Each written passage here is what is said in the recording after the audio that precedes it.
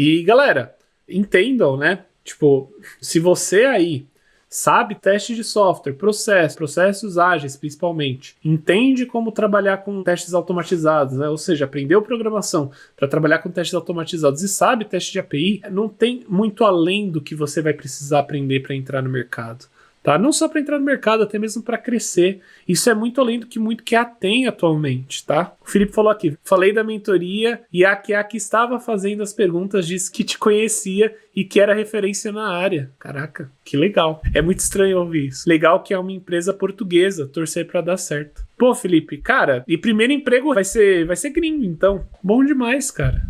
Bom demais, irmão. Mano, vai com tudo. Vai com tudo. É assim, ser bem sincero. Eu acho muito estranho virar referência assim do nada. Do nada não, né? Posto todo dia sobre qualidade, eu falo todo dia sobre QA, mas é muito estranho ouvir isso, mas eu fico muito feliz que as empresas já conheçam um pouco do meu trabalho. E eu fico feliz que isso tenha te ajudado, cara. Na minha opinião, essa é a parte que mais vale. Se isso pode te ajudar na sua entrada pro trabalho, pra mim é o que faz toda a diferença. E, cara, é o que eu tô falando, pessoal. Não tem muito QA que vai te bater se você tiver esses 4 pilares que eu acabei de mencionar. Não tem. As pessoas, para começar, que não conhecem sobre a área de qualidade, não sabem o que as empresas realmente pedem. Então tem muita empresa aí, principalmente empresa que acaba fazendo curso, essas coisas, que obviamente nada contra, tá, pessoal? Mas que foca muito em ferramentas, né?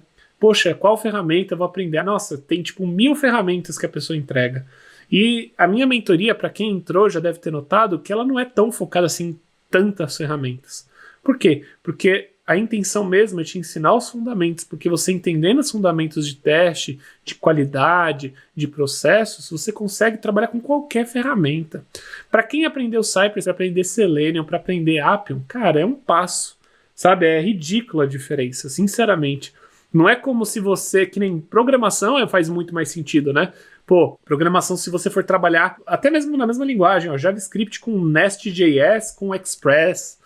Pô, são 2 ferramentas completamente diferentes. Ou até mesmo, pô, trabalhar com desenvolvimento de API com Spring versus o desenvolvimento de API com Python e Flask. Apesar de você ter os mesmos conceitos, é mais diferente. Agora, Cypress de Playwright para Selenium, para Robot Framework, cara, os conceitos são basicamente os mesmos.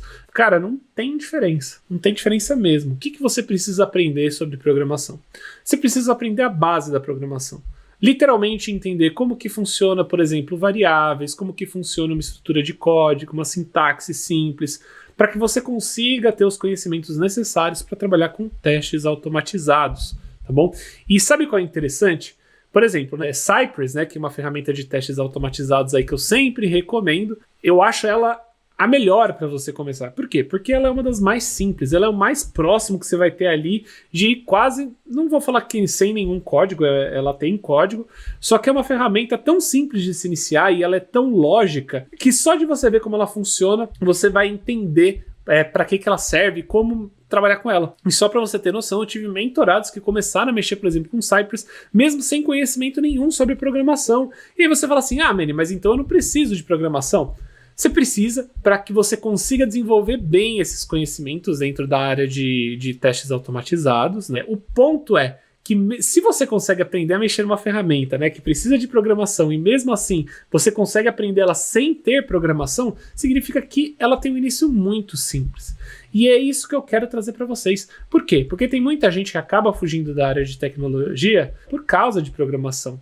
Só que para QA você precisa aprender muito menos. Né? Você precisa ter uma profundidade muito menor, principalmente se você está querendo entrar na área, como eu já mencionei.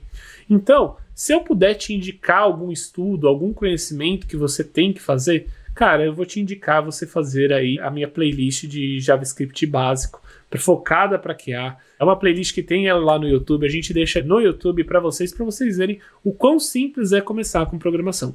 Manny, significa que não vou precisar usar nenhuma célula do meu cérebro? Não, cara, talvez você tenha um pouquinho de dificuldade no começo, talvez você não entenda X, Y, Z, mas, cara, é uma questão só de botar um pouquinho mais de esforço que você vai aprender. Você não vai precisar aprender a construir nenhum projeto absurdo. Você não vai precisar aprender a fazer uma API, a mexer com banco de dados, a trabalhar com front-end, vou fazer um website. Não, você só precisa entender como funciona a sintaxe, como trabalha com lógica de programação. Depois que você aprende isso, tudo fica muito mais fácil para você iniciar. E sabe qual que é a graça? E por que eu falo que você não precisa aprender muito além disso? Porque, poxa, quando você está começando, principalmente quando você está começando, você quer dar um motivo pelo qual você está aprendendo programação, né?